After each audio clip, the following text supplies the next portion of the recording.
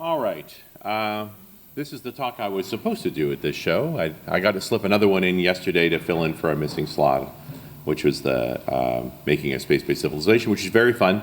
They're all geek outs. So this particular geek out comes from the worldwide energy talks that I've done. Back in the old days of .NET Rocks, when we were doing 3 shows a week, I'd put out a geek out every month. And then as the number of shows cut down, I felt like tying up if we're only doing 1 show a week, like for a month, tying up one with a geek out's a bit excessive. So I basically cut back to 2 a year, typically around Christmas time. And that'll usually be a sort of summary of space for the year and a summary for energy for a year. But the original energy talk was that one, 1388, which was a request by a listener saying, you've talked about solar and you've talked about wind, like, can you give me an overall coordination? Like, where are we? And that got me the opportunity to read a lot of Lazard and IAEA documentation, because for some reason that stuff doesn't make me fall asleep. I don't know why. And that spun into doing a future of energy talk, but tuned to the area that I'm in. So the original one of these, actually, of this style was in New South Wales. It was at NDC Sydney in 2019, in the before times. And since then, I've done them for a bunch of other countries, and now I get to do for the state of Victoria, because oddly enough, as I've now read all the documentation, they're very different from each other. So we're talking about energy distribution and how we actually make electricity in this whole distribution problem. The world these days consumes about 16 terawatts of energy in various forms. We tend to convert all into the watt, whether it's burning gasoline or natural gas, or using funny rocks to boil water. It's kind of all the same thing, ultimately. In the end, the vast majority of electricity is produced by spinning an alternator or a generator, where we have field coils inside of an armature. And as that rotates, it creates an AC sine wave. It actually creates 3 of them at the same time. This is what we call 3-phase power. And the standards around this are different around the world, and they come down to very simple things. When Westinghouse was building out his first generators for the Niagara power plant in the 1880s, working with Tesla, they built a generator that spun very reliably at 3,600 revolutions per minute, and so 60 hertz, divided out nicely. And when Siemens was building their generators in Germany, they spun at 3,000 RPM, 50 hertz. That's how much planning we're talking about, friends. And then the standards sort of, as they increase and become more common, you get more and more stuck in the same setting. The Americans settled on 120 volts AC because Edison, who wanted a DC distribution system, was demonstrating how dangerous AC was by killing an elephant with AC power. And so Congress, with their concerns, said, let's lower the voltage. So that's why the Americans end up with 120 volts, where the Europeans said, that's not enough voltage, and went to 240. Later, the American system split into a 2-leg system so that you actually have 220 volt circuits you can combine to make 240. And it's completely different wiring from the rest of the world. Except in Japan, where the Americans sold power grid technology to the Japanese on the East Coast, and the Germans sold power grid technology on the West Coast, and ne'er the two shall meet. You thought your stuff was messed up. The Japanese are in a different league, which is why they invented these switching power supplies. They need them for themselves. But the key to all of this, and really with a problem we're having modernizing the power grid, is that we rely on these steam turbines. And I'm not saying that in a bad way, but a steam turbine has a certain magic to it that's really important. So this is a cutaway of a multi-stage GE steam turbine. And so high temperature, high pressure steam, now water doesn't like being above 100 degrees Celsius. And so to get it higher than that, because that doesn't have enough energy in it, we pressurize it. We can get it up to a little over 300 fairly reliably. And that's what goes into the high pressure end here. So that's the beginning part. And that creates a lot of energy. But then the steam loses a bit of energy, so we have a mid-range part here, and then we have a low range here as it has less and less energy. So we do our best to extract as much energy from that steam as we can. And these turbines have a lot of momentum. And so in a typical power plant, you will have multiple boilers, at least 2, many have 4. And when you need to switch between them for any number of reasons, you really don't have to do a whole lot. You literally can shut one boiler down, light the other boiler up, and switch. And the momentum of the steam turbines is sufficient to bridge the power between.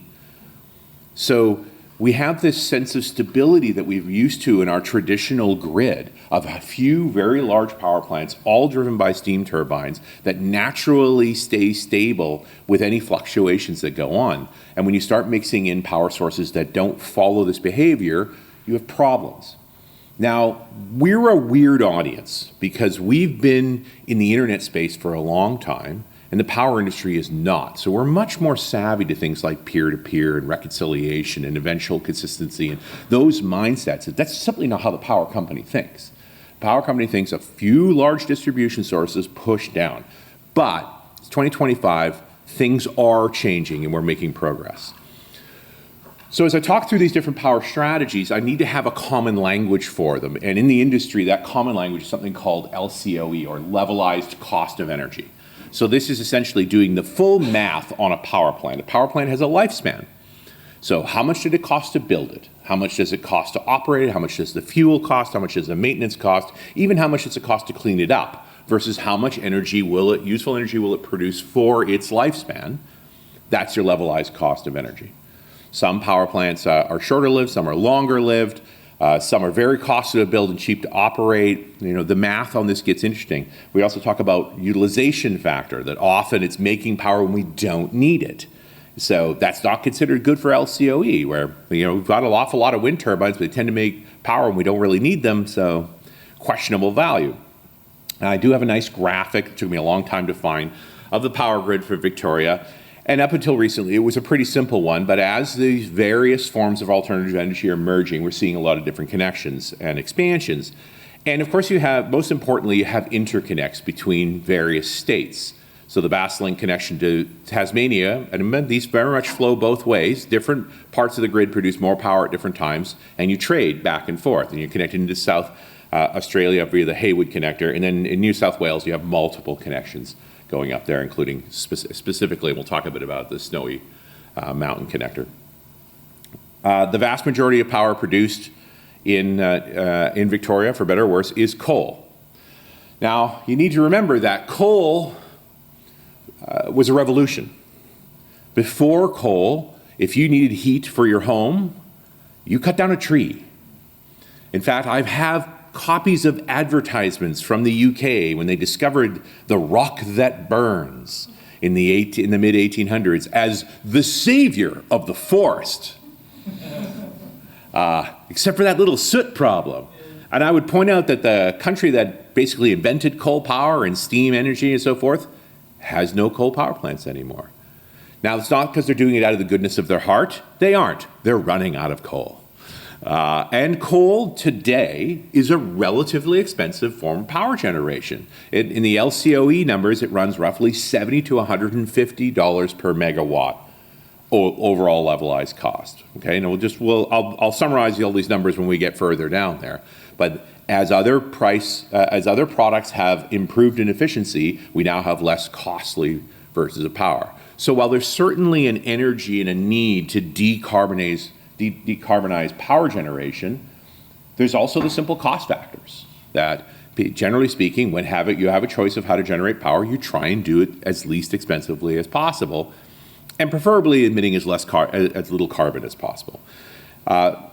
Victoria's down to only 3 operating coal power plants now. They're all in the Latrobe Valley, which is where the lignite coal is, and there's the 2 Loyang plants, which represent most of it, about 300 gigawatts, or 3 gigawatts of electricity. And then Yallourn, which is actually a picture of Yallourn, which is about a gig and a half. It's 85% of the power that Victoria uses is still coal. And it's specifically lignite coal because that's what you have. It's also known as brown coal. Coal is made from plant matter. So as plants decay and go into non-aerobic environments, they get compressed over time, and initially they'll become peat, which you can also burn and makes tasty whiskey. And if you add another 20, 30 million years onto that, more compression, as it reduces in water and densifies, it becomes lignite coal. And another 20 or 30 million years after that, it'll become bituminous coal, a little blacker, a little denser, energy concentrated, and the highest density ones are anthracitic coals, that very dark black coal, which typically is not used for power generation. It's used for making steel because it's almost pure carbon. And so it's valuable for other purposes than that. What's the problem with lignite coal? It's dirtier, it's wetter. So it's heavy. For the amount of energy you get per ton, you have to move a lot more of that, and that means more train cars, more shipping in general, and managing the water. When fuel is really damp, it has a tough time getting much above 100 degrees centigrade. So you actually have to get the burners running harder and hotter so that they evaporate off the water to get the full energy value out of the coal. And so you end up actually consuming more energy to generate more energy than you do with these harder, drier coals. But in the end, energy generation tends to be opportunistic. This is the product you have, so you use it. So this is one of the oldest power generation strategies. This is what kicked off the Industrial Revolution, and you've been using it since the late 1800s, early 1900s, initially using coal from New South Wales until the lignite beds were found, and been building coal power plants ever since. They are all expected to phase out. Yallourn's supposed to be done in 2028, and the Loyang's in the 2040s. Just understand, it's a huge amount of the energy that Victoria uses. So these are not simple things to replace. These power plants are dense. It's only certain kinds of power plants that can get over a gigawatt of energy on a given footprint. Most other power forms are just not as dense. There used to be oil power plants. You never had any, and that's good. It's a stupid way to use oil. Oil was discovered in the 1900s, initially in America, really. They were the first, it literally boiled out of the ground in the Permian Basin, and then was found in many other locations. It is essentially made by the same process, but rather than plant matter, most oil beds now are recognized to be algae beds. So this is algae that dies in the ocean and sinks to the bottom and gets buried and compressed and becomes oil beds. Why is it on the land now? Because oceans move around and there's upthrusts from continents and so forth. So they take even longer to make, but there's far more of them. Today there are better things to do with oil than to burn it for electricity. We generally put it in cars, although even that is getting out of style. Today, most of the oil that you're extracting, which does come from the Bass Basin and the Gippslands area, where there's still a number of offshore wells, you're mostly using the gas part. So a byproduct of oil extraction is natural gas. And for many years, these oil derricks would literally flare the gas. That was the flame shooting up, was the natural gas they didn't even bother to capture.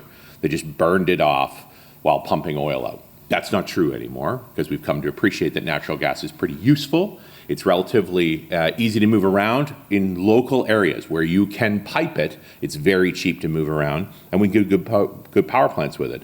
And you use a lot of natural gas coming off of those oil fields. You've got about 1.5 million households in Victoria that use natural gas for heat, cooking, those kinds of applications. And half as much, again, goes to industrial uses, where various industrial and commercial uses need heat. There are a number of natural gas power plants in Victoria, but they tend to be the older style. There's 7 of them that are what they call turbine style plants. So they're using the gas to spin the equivalent of a jet turbine connected to a generator. And that makes electricity. There is one thermal gas plant, so that's using gas to boil water to make steam to spin a gas turbine. This picture is actually a combined cycle plant. And these are the new kind, as gas has gotten cheaper, that are far more efficient. So the big box on the right here is the air box. So they don't want particulate going into their gas generator. That's bad. And then here's the turbine. So you feed natural gas into that, and that spins your generator. But then you have a capture stage for the excess heat, which drives a boiler to make steam, and then you have a steam turbine as well. That's how you get the name combined cycle. The upside to this approach is the most number of megawatts per ton of CO2 produced. So of all of the CO2 producing, typically petrochemical power plant techniques, this will get you the most power for the amount of CO2 you crank out, and it's very cheap. As an overall operating, these are easy plants to build. They don't take a lot of time. You hook them up to natural gas sources. You're talking $45 per megawatt LCOE. So cheaper than any coal power plant, typically by more than half. They're also quick to light. Coal power plants, especially lignite plants, take a couple of days to get to temperature. If you let a burner get cold, you got to warm it back up again because you got to drive all that water out of the coal. Gas plants don't have this problem. They do have water in the gas, but not enough to cause as much problem. Light time for what they call a peaker plant is under an hour. So you pretty much can just make power on demand with those kinds of plants. Although running in peaker mode increases the LCOE. It makes it a more expensive plant. Where a base load gas plant, that's you're going to be cheapest power. You run at the same rate all the time, burning gas. Right now, these are the most commonly built power plants because they're very inexpensive, they're easy to build, they're quick to go to base load, and they're flexible. But they are emitting.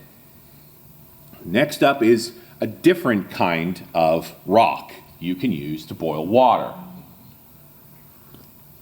which, as I understand, this particular week is on everyone's mind. And I'll tell you, like, I've done this particular talk in various forums for a couple of years now, but there's been so much pressure on the nuclear conversation because there is a bit of a revolution going on that I now have a whole hour on that. And we debated whether I should do that talk as well here. But what's the real problem with nuclear power? It's expensive, right? It's actually the safest form of power generation going. Solar's maybe slightly safer, but has its own problems. But very few people have been in. There are so few nuclear accidents, you actually know the names of them. On average, 150 to 300 people die generating power every year. There's 10 to 20 accidents at power plants around the world every year. They just don't make the news. Generating electricity at scale is dangerous. Plants explode, fires happen, and people die. And I can name 4 nuclear accidents. Most people can only name 1 or 2. Because there's really only been 4. That being said, Australia has had a political history of not being involved in nuclear power at all, while being the 3rd largest producer of uranium in the world after Kazakhstan and Canada. Canadians do use nuclear power, but pretty much only in Ontario because it's all we've got there. And they have built their own they've built their own non-proliferation reactors. They're called CANDU reactors because they don't make plutonium. Well, they make far less anyway. And they use heavy water in their plant design, so we don't have to use enriched uranium as well. We'll get further into this, but it's not a lot to talk about at this particular point. These days, current pricing for nuclear power, if you're going to build one, is $150 to $250 a megawatt. It's just expensive power. And that price is starting to come down with the new revolution that's happening in nuclear. A couple other areas, these are relevant to Victoria as well. Biomass power plants are plants of opportunity. So these are plants where you have a byproduct being produced by industrial processes, typically agro-waste, that sort of thing. Best example in Victoria is the Paper Links plant. So it's a large paper plant, and a byproduct of making paper is a compound they call black liquor, and it burns. So it's a 55 megawatt power plant they've got there. Like, that's pretty big for a bio-waste plant. Most bio-waste plants are 1 or 2 or 5. This is a large plant, but apparently it's a huge paper mill. So there's an awful lot of their total energy consumption comes from the byproduct of them making paper. And there's a variety of smaller ones. I see there's a bunch of initiatives in Victoria to do landfill gas capture. So where you've buried biologicals that are now decaying and emitting methane, they can actually cap that, pump it, and burn it to make electricity. They tend to be in the small space, but you've got the waste anyway, and rather than just leak it out, why don't you do something useful for it, and you make little small amounts of power source in various places. 1, 2, 3, maybe 5 megawatts here and there. Geothermal power ought to be more interesting than it is. There's a bunch of reasons why. There's not much geothermal in Australia as a whole, certainly none in Victoria. The idea here is there are rocks underground that are very hot. Why don't we pump water down to them, make the water hot, bring the water back up, spin a turbine, then send it back down again? Like, it seems perfect, but it's not. Now, your neighbors to the east, where I was actually born in New Zealand, have a fair bit of this because where there's volcanic activity, you get this perfect combination. Most geothermal plants that exist today in the world are what we call wet plants, which is to say there were geysers there anyway. So that already has a water system interacting with the rocks, and you essentially cap off the system. The problem is that when you do that, there's a very good possibility of disrupting that system, and one day the water doesn't come back. And so you've built all this infrastructure, and the most expensive part of geothermal power is the drilling, is putting lines down to the hotbeds and then pumping water down and getting it back up. And so when those lines stop working, you need to drill new ones. And so that gets very costly. And the deeper it goes, the more expensive it is. So you're looking for volcanic areas where the hot rocks are relatively close to the surface. 1-2 kilometers, great. 5+, too expensive.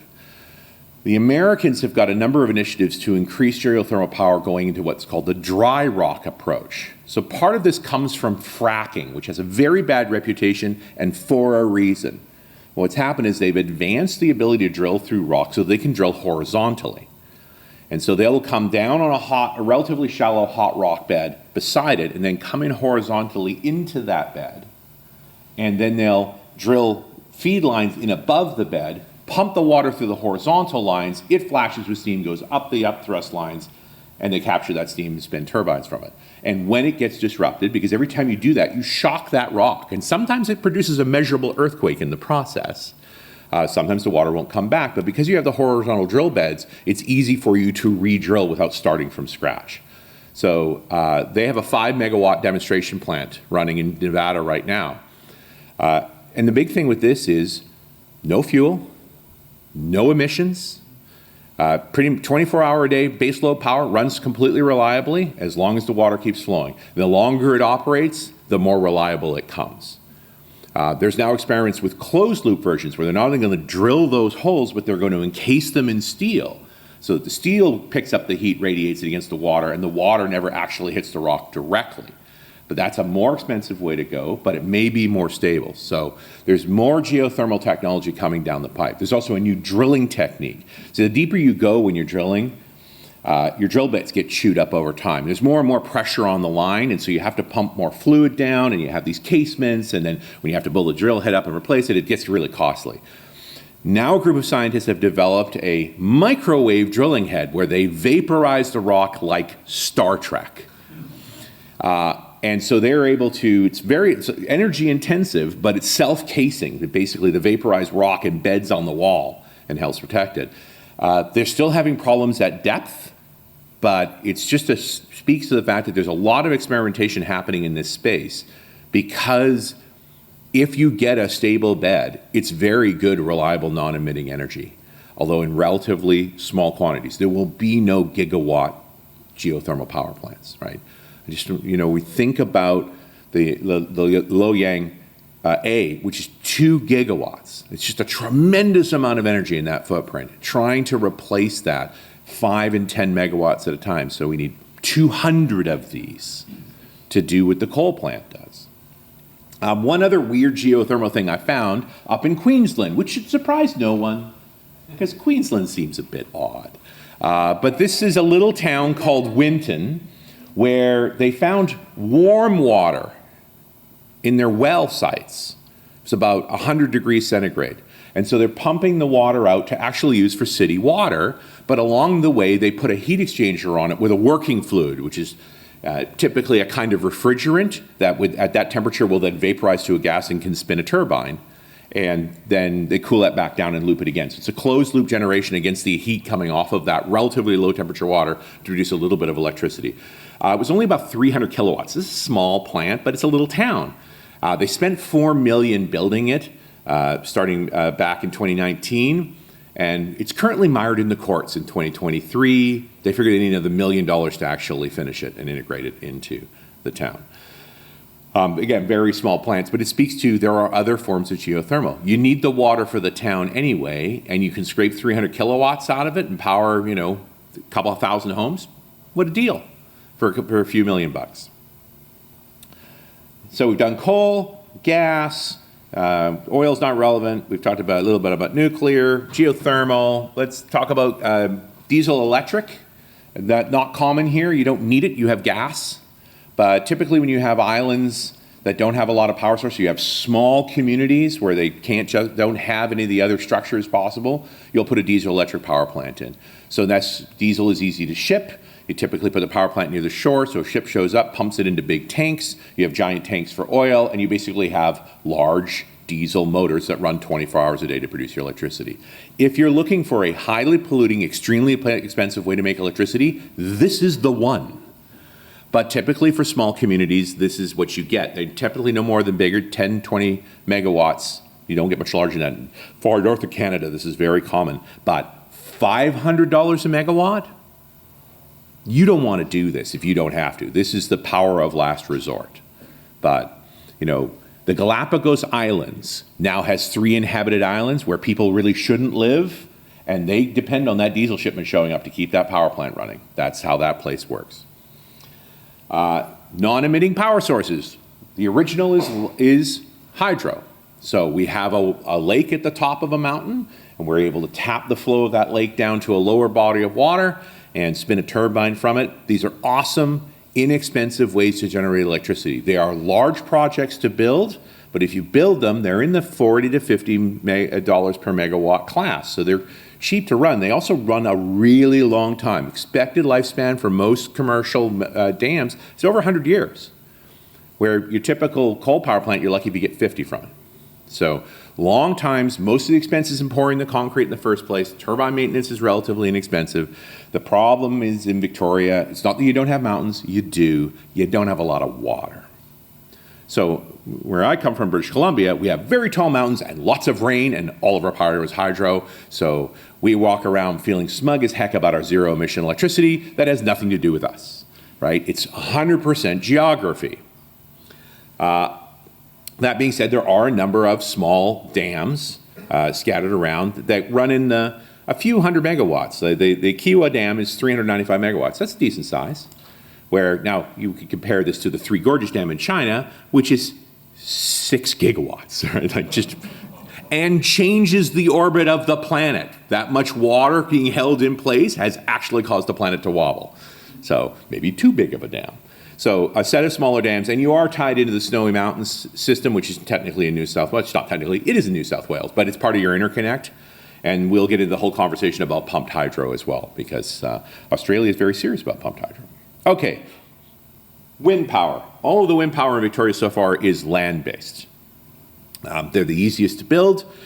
They are very inexpensive. As of 2024, which is the best numbers we have, $24 per megawatt is the best price you can get onshore, which is cheaper than just about anything. Solar is the only thing that even comes close in terms of inexpensive power.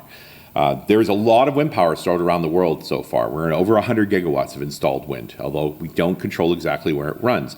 There's lots of folks, concerns with wind power. Some people don't like the look of them. Some people don't like the sound of them. There's complaints about bird strikes, which is true. They figure about 500,000 per year birds are killed by wind turbines around the world.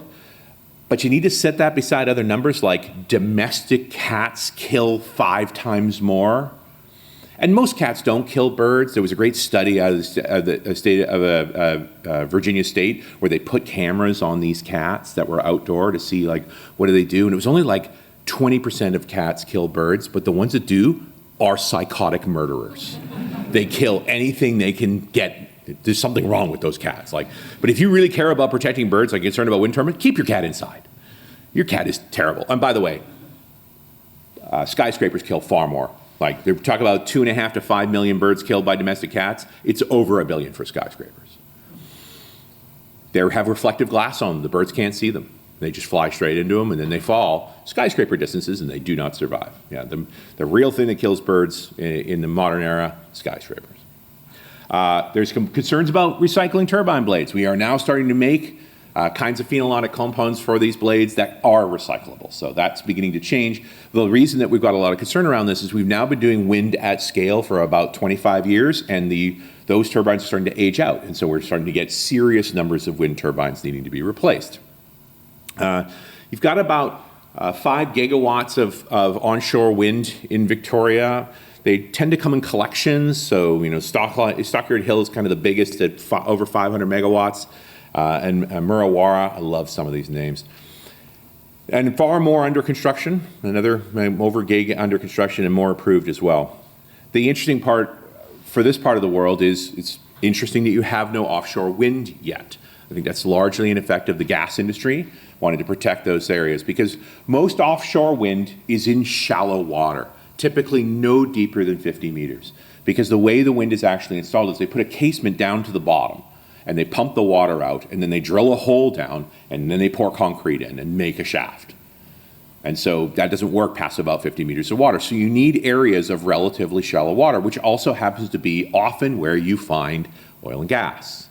And so the leaseholds for those areas around Gippsland have been allocated to oil and gas for a long time. That's now changing. There's been a set of leases issued for these areas for wind.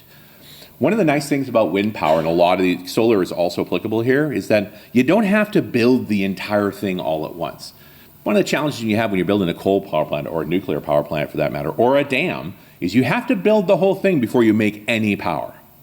Where with a wind turbine site like this, they can start with a dozen turbines, do the interconnect back to the grid, get all the synchronizers worked out, and start feeding power to that grid, even though they got a site for another, say, 100 turbines.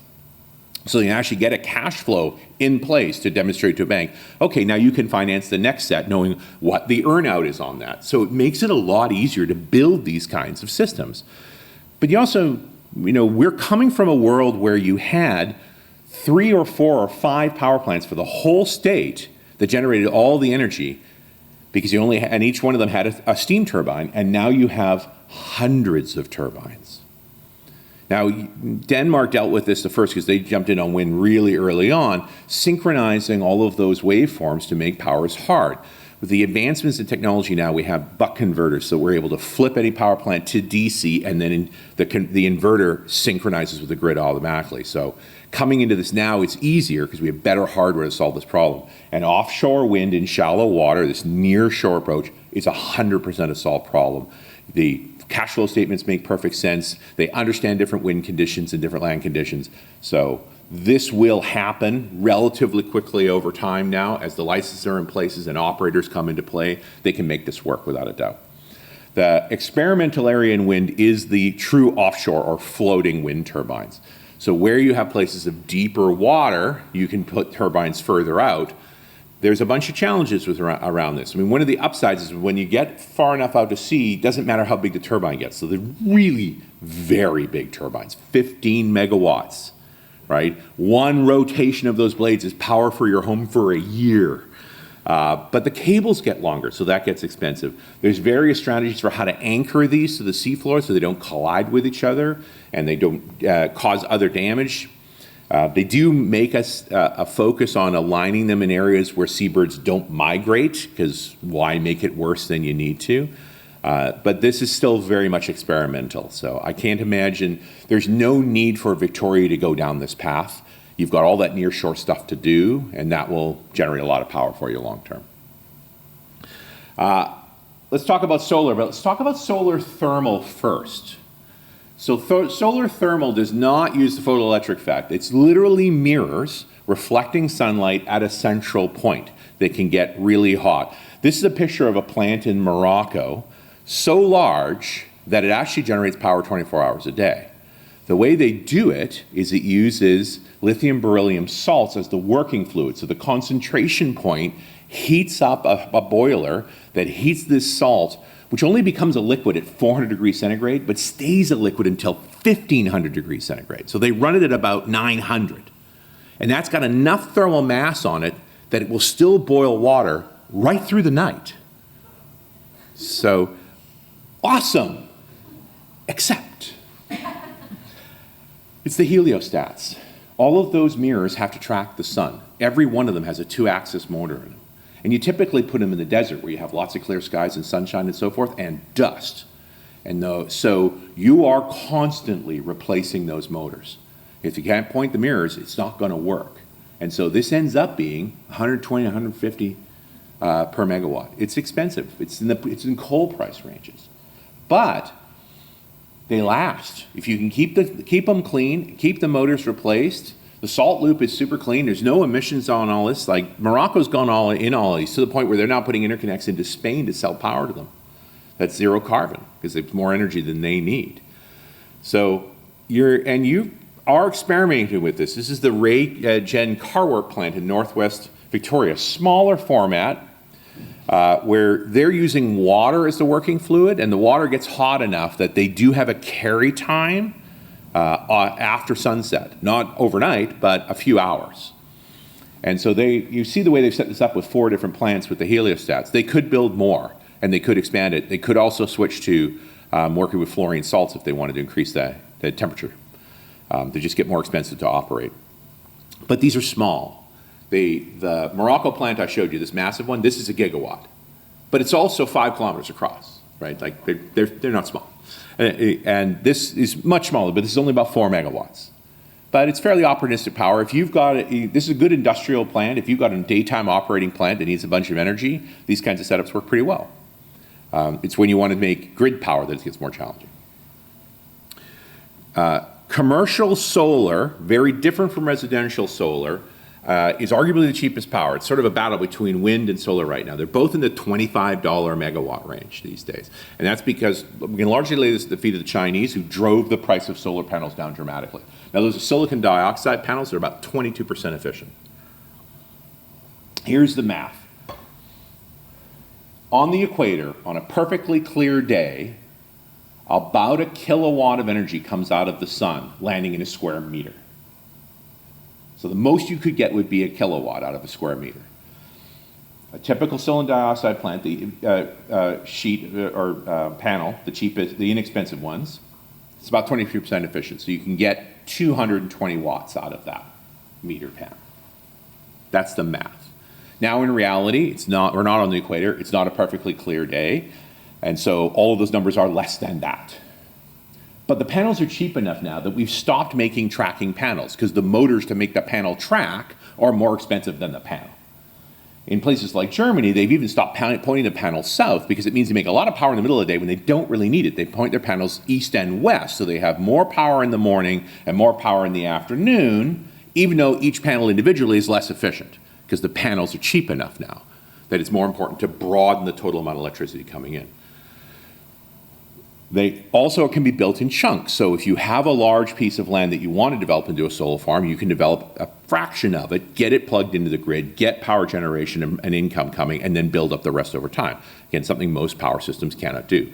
This is the only native DC power generation strategy. Everything else spins something, and that makes a sine wave for AC power. So it comes in about 480 volts typically, and then it's converted onto grid power. There's a big difference between commercial solar and residential solar, which is that commercial solar comes in at grid voltages, which are very high. And so they transmit relatively efficiently. You do have quite a bit, you have over a gigawatt of installed commercial solar in Victoria already, with about 6 more gigs on the books, not under construction, but approved. So as time goes by, this is very different from residential solar. And residential solar has done extremely well in Australia, to the point where it's causing you problems. It's much more expensive. Every installation is bespoke. Residential solar is really only designed to provide power to the building that it's on. I know we have grid interconnects to feed it back, but it doesn't actually work that well. Transformers are not truly bidirectional. It's very hard to run voltage back up a transformer. Now, typically we use the grid interconnect to convince people to put this on, because they would get credits from their power company to encourage them to be off-grid more. But the power's not all that usable. And then you guys went and installed like 25%. So there's now enough power that it's blowing transformers off the poles, which just is a sign like it doesn't flow well back the other way. And so now you have grid disconnect systems. Like you're required, if you're going to do this and you want the grid connect, you also have to have the power company able to switch you off so you don't blow stuff up. Thanks. But let's face it, Australia is a great place to have solar power, and typically it makes the most power during the day when you probably want to run the AC anyway. So it works out pretty well, even though it's relatively efficient. In an LCOE perspective, which kind of doesn't make sense in this scenario because nobody has a megawatt on their roof. Your roof is not that big. You're talking 150 to 250. It's not cheap power, but it's local, and it's efficient, and it serves a particular purpose. And you can throw batteries into that equation now as well. We'll talk about power storage a little further on. There are new, more efficient solar panels in development. The one you'll hear about the most is perovskites. These are organic crystals. They're getting almost 30% efficient out of that, which that's a big deal. That would mean replacing, you're getting the power of 5 panels out of 4. The problem is the perovskites are not terribly stable. Silicon dioxide is super stable. We can expect to lose between 1 to 2% of efficiency on a panel year over year, and after 25 years, you should replace it. We first tested perovskites in the lab were fantastic. Then they put them outside and they lost 20% in the first month. Not a product.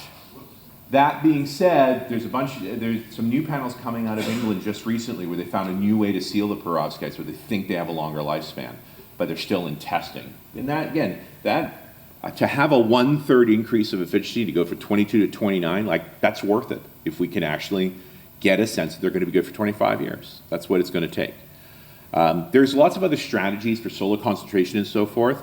They tend not to pay off because the hotter a silicon dioxide panel gets, the less efficient it gets. And so when you do solar concentration, like put little mirrors and so forth to try and cram more energy into it, you just burn the panel out faster. Which leads us to storage. And here we are in storage country, right? Good old Elon. Oh, Elon. And the Victoria Big Battery, right? He did, selling stuff via Twitter. What's that about? Before he bought the darn thing and wrecked it. And let's face it, what did he have? He really did have the best battery technologies in the world. His push to make better and better batteries for his cars meant that he had figured out some good lithium iron phosphate batteries and so forth that made sense for battery packs. Arguably, the traditional idea of this battery packs is that you'd have enough for your home to bridge your peak hours. Power consumption or in a neighborhood has this wave, and that wave really tops out when everyone gets home from work and cooks and stuff. And so anything we do to flatten that out, like his intent with the power pack, which was a good idea, the power wall, was just to get off that peak. That if you had enough battery for that hour to lower that peak, we could turn off a power plant. This is a different thinking, right? This is hey, I want 500 megawatts of power. Well, the big battery is 300 megawatts, but 450 megawatt hours, right? So it means I can output up to 300 megawatts, but I only do it for an hour and a half. Or I can put out 100 megawatts for 4.5 hours. And so we have to play this game of what's the actual install capability and its capacity. And so folks talk about, hey, all we need is solar and batteries. You don't really know how many batteries you're talking about there. Like, that's a lot of batteries. And lithium-ion batteries are a bad choice for this. They're very mature, but look at the features that they focused on. Lightweight, rapid charging, rapid discharging. All features for a car. The grid doesn't care how much stuff weighs, has a very steady rate of discharge and recharge. The natural discharge rate of a lithium-ion battery is about 6 hours, which is not overnight. But once again, the same way that Elon proved that the real electric car was viable, that if you really bought a proper electric car, it was worthwhile, and it essentially forced the whole industry to do it, things like the big battery in Victoria, and there's bigger ones now installed, prove that grid-scale batteries are not entirely insane. So what if we use better battery technology? And a group of Tesla folks left to form a company called Form Energy. And they're using iron-air batteries, which is not a new technology. NASA developed this long ago, but you're essentially storing energy in rust. What's the upside? The upside is 1/10 the price of lithium-ion. Natural discharge cycle of 100 hours. What's the downside? They are heavy. They are hot, and they are big. All things that we don't care about in grid power. So put a fence around it. It takes up a lot more space. You might need to run some fans to manage the heat to some degree, but it's a lot cheaper storage. So these guys are in pilot now. They have 2 sites operating in America, one in Minnesota, one in Georgia. But the lowering of the price is the big one, and that natural runtime is important. The question is, if we really talk about overnight battery storage, so if it's just 300 megawatts, but 4,500 megawatt hours, that's a big battery. So we still get into this argument about what's the best way to really store power. And while we like batteries because we're geeks, there's a strong argument that a better way to store power is in water. Now, The Australian National University published a paper a couple of years ago that is literally the definitive work on pumped hydro, where they literally mapped out the planet and showed there's not that many places in the world where there's a lot of water at the top of a mountain and a place to put it down below. Those are hydroelectric dams. But there's lots of places with a high mountain and water just below. So if you built a reservoir at the top, and you put in the pipeworks that are normal for a hydroelectric dam, and you take your excess power, the wind you can't use right now, the solar you can't use right now, to pump that water uphill, you get about an 80% conversion rate, and you can store a lot of energy in water depending on how far the fall is. So this is actually an animation I borrowed from Snowy Mountain, which is an existing hydroelectric plant, one of the largest in the country, where they've added the additional equipment to pump up. And so when they have excess power produced, typically from solar in this part of the world, they use it to put water back up into the reservoir. And the deeper the reservoir is, the more energy it represents. So this is gigawatt scale. This is 2.2 gigawatts of outputable power and 350 gigawatts of hourly storage. Water works at scale. You just got to find the right locations. And the other side of this is, while it's not cheap to bore holes and put in turbines and so forth, they last. They last centuries. Much simpler technology. So pumped hydro represents huge potential here. And when I did the version of this talk in Portugal, I brought up the fact they have an 800 megawatt dedicated pumped hydro site that's powered off of wind. But they've also now covered the reservoir in solar panels, which decreases the rate of evaporation. The panels work more efficiently because the water keeps them cool and just pumps water. They don't even need it up there. There are other storage strategies, and in different parts of the world they make more sense. I wonder if thermal storage would make sense in this part of the world, but literally blocks of sand at scale, big blocks of sand. And they either take hot air or hot water. They pump it through the sand until the sand is really quite hot, to hundreds of degrees centigrade. And they can do overnight storage that way. When they need power, they pump air back through that, which comes out very hot, boils water, spins turbines. So the largest installation I've seen of this so far is a 100 megawatt unit in Finland. And it basically looks like a large shed. Now, it's one of those sheds that when it was running, when you walked up to it, you're like, we shouldn't get any closer to that. It's awfully warm, and there's a fence, like, stay away. But they're just storing it in heat.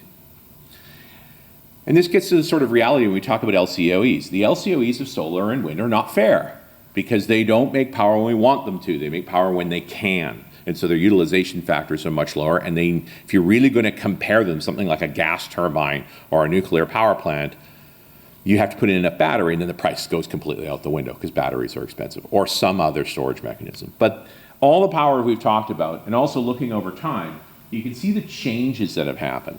The big one, of course, is that yellow line where solar panels, even in 2009, were catastrophically expensive and have just fallen dramatically. Wind has also taken a fairly big dive, and that's where we have our cheap power for the most part. But everything has declined to some degree over time, except for coal. Coal has steadily gotten more expensive, not hugely, but somewhat. And everything took a tip up, we'll call that inflation, in 2023.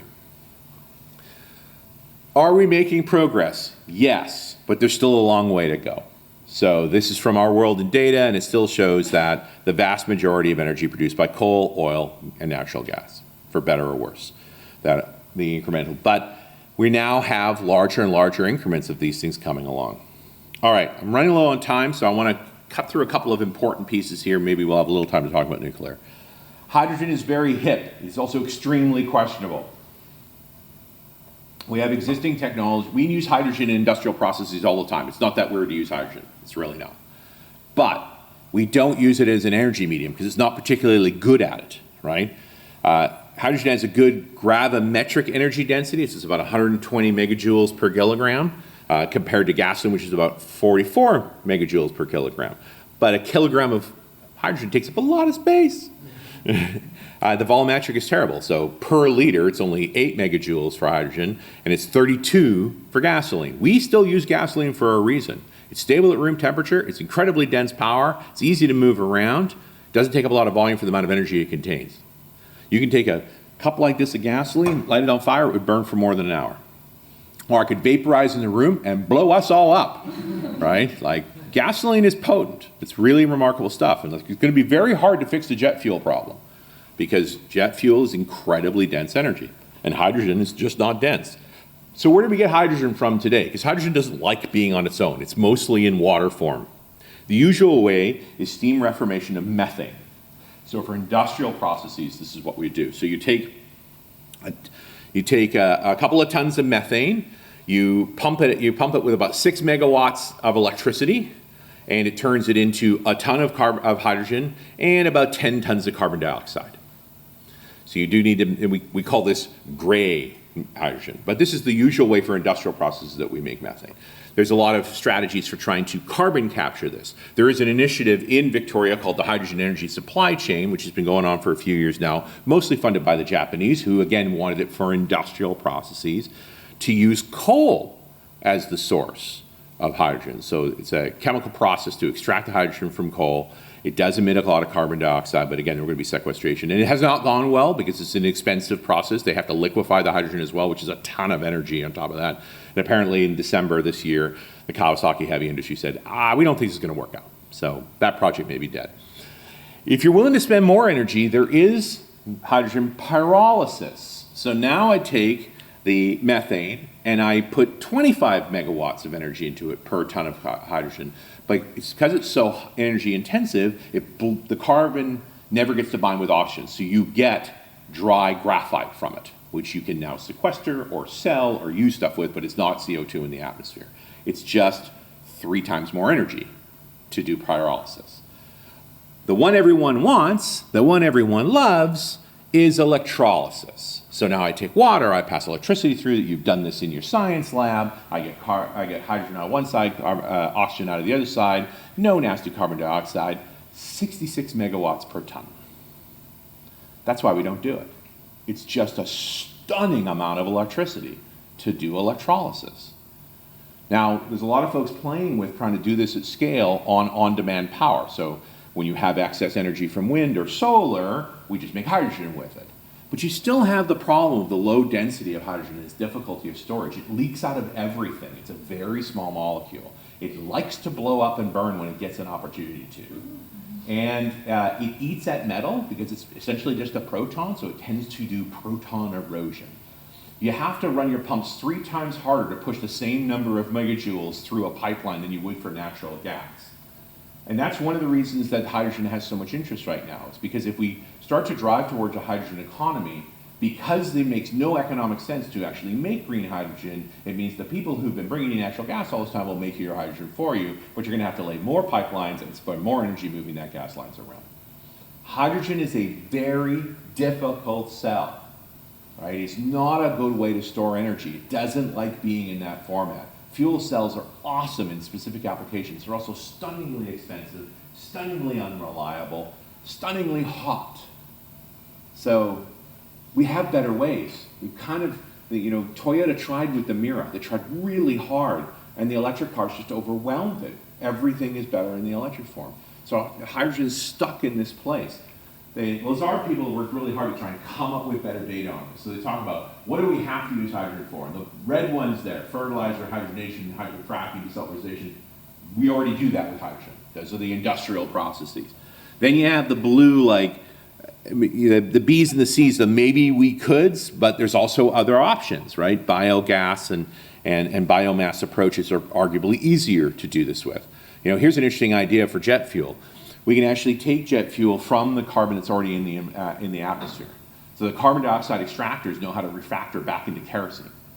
So that would be a carbon neutral fuel, because I already took carbon that's in the environment, turned it back into gasoline, you burn it, put it back. So rather than taking new carbon out of the ground and spraying it up into the air, we're just using the carbon that's already there. Except for that part where it's about $50 a gallon. It's great. But we can work on that problem, and we can afford to make certain things that don't work any other way more expensive if we're going to decarbonize at that rate. It's not a popular opinion to be down on hydrogen, but I'm too good at math, right? I keep going through this and going, I don't know how this makes sense, guys. But I also see that all the people that are really keen on it have already paid for pipelines and really want to stay in business. And so, I'll pump hydrogen instead? Groovy. All right, last few minutes, we'll talk a little bit about nuclear. There are two strategies that are interesting right now. Quietly over the past decade, we've had a lot of improvements in nuclear power. The main thing is what they call the Generation 3 plus reactor. There are two that matter.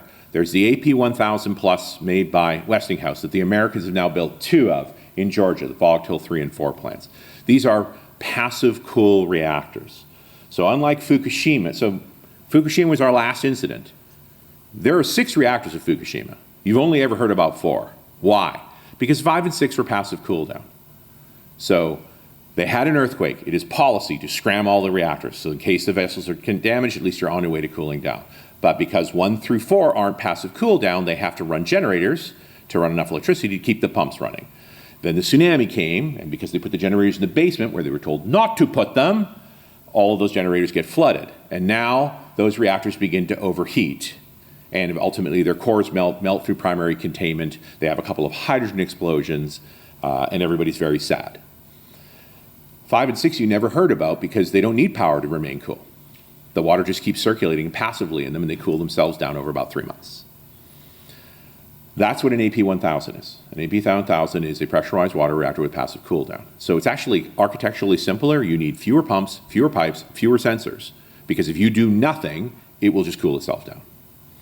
The British are also building one based on a French design called the EPG, and they're building them at Hinkley Point and Sizewell. They're going to build 8 of them. And same thing, passive cool down boiling water reactor. Different design, same core concept. These are gigawatt power plants. They have roughly the same footprint. They both need enriched fuel, which is the real issue. They need low enriched uranium. Natural uranium, the stuff you dig out of the ground in Australia, is about 0.7% uranium-235, which is the fissile stuff. You need that to make your reactor run. And in a normal boiling water and pressurized water reactor, you need about 5% enriched uranium, which means you have to do a process to increase the amount of U-235 in your ore. That's also the strategy if you wanted to make a bomb. Pressurized water reactors especially, one of the reasons they were matured in the first place in the 50s is a byproduct of their fuel processing is they make plutonium, also excellent for bombs. There are other reactor technology, and I point you to the CANDU reactor technology from the Canadians, who does not use enriched uranium and makes almost no plutonium. So there are choices. But the argument is you burn lignite coal because you have it. You have uranium. It doesn't emit carbon. You've skipped over all the bad parts of nuclear power. This is a good time to get into the business. And I would argue it's a perfect time because the Americans don't seem to be building anymore. So there's a whole team in Georgia right now that actually knows how to build safe nuclear reactors that need a job, right? That you could probably import those skills. Or go with the British one, because nobody really likes working with the Americans right now. They're a bit unreliable. And the British are in the midst of that. So they've paid the price to mature and prove the technology out. It's an interesting time to consider it. It is an asset you have. It is zero emission energy, and it's dense, and it's reliable, and it's safe. It's just not popular. And we're not fans of Dutton, apparently. I don't know. What do I know? I think Albanese's going to get in anyway, and pretty much he's campaigned on the other side. And so rather than make the science decision, you make the political decision. Okay. The other technology that's hip right now is small modular reactors. And I've come to appreciate over time that this was really more about making nuclear more palatable, because small modular reactor never says the word nuclear. But the idea is to make power plants small enough that they fit on trucks. And so rather than do the fuel handling at the reactor site, which is a tricky, dangerous process that takes experts to do, you have one site for multiple plant sites that does all of the fuel handling. And they build out the reactors already fueled, good to run for 2 years. They get shipped to a site that looks like this, just a series of water tanks, and you put the reactors into them and you run them. It's a really cool idea, and it means you're constantly replacing and improving the reactors every couple of years instead of building them every 50 years, so you essentially have to start over each time. Right? The problem with nuclear power right now is pretty much nobody's built a nuclear power plant for the past 30 years. And it's only been in the past few that they've actually tried, which is why it took so long. They don't know how. They're just learning again, and now they're going to forget again. So this model would allow us to be continuously building and refining and so forth, except for the part where nobody has built one yet. The Canadians were ready to go. They had assigned a site at Darlington to replace some old CANDU reactors with this design, and now the problem is the design they selected It's an American design, and it's not very hip in Canada to want an American design. So like, why don't we switch back to CANDU? What's wrong with CANDU? CANDU works. We have a 3+ gen CANDU reactor. Let's just do that. So small modular is still sitting on the bubble. It's an uncertain technology. That's all the time I got. I hope this was useful to you. It was really fun getting to know the power grid in Victoria. It's interesting. You got some tough decisions ahead of you still. I hope you guys make good choices. Thank you for your time.